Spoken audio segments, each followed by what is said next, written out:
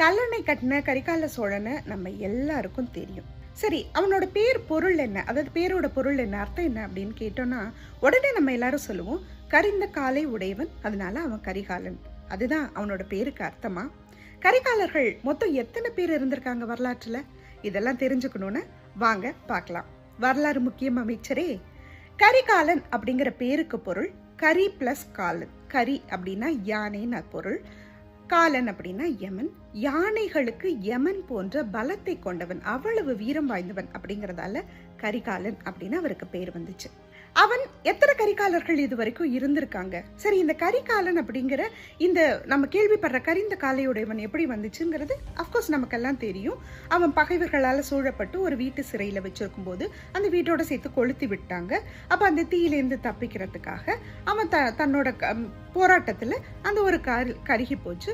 அதனால மட்டுமே அவனுக்கு கரிந்த காலையுடையவன் கரிகாலன் பேர் வந்துச்சு அப்படின்னு நிறைய விஷயங்கள் நமக்கு சொல்லி சொல்லி கொடுத்துருக்காங்க. ஆனா அது இல்லை. அந்த அதுக்கு முன்னாடி அவனுக்கு ஒரு பேர் இருந்திருக்கணும் இல்லையா? அதுதான் நான் சொன்ன பொருள். சரி, அந்த கரிகாலன் ஒரு கரிகாலன் தானா?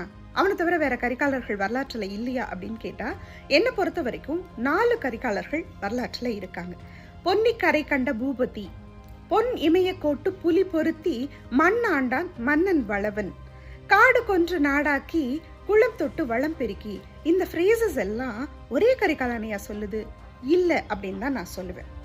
அப்கோர்ஸ் எல்லா கரிகாலர்களும் நிறைய சோழ மன்னர்களும் பொன்னி நதிக்கு, அதாவது காவிரி ஆற்றுக்கு கரை திருத்தி இருக்காங்க.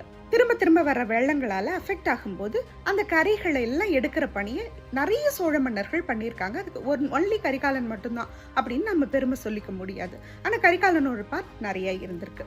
முதல் கரிகாலன் அப்படிங்கிறவன் எல்லாளன் அப்படின்னு ஒரு சிங்களத்துல தமிழ் அரசன் இருந்தான்.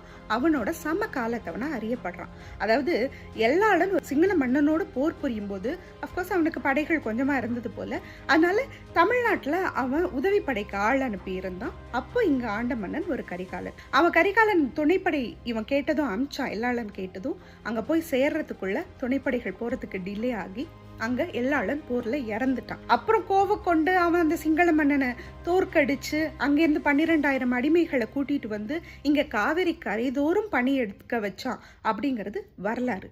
அது ஒரு கரிகாலன்.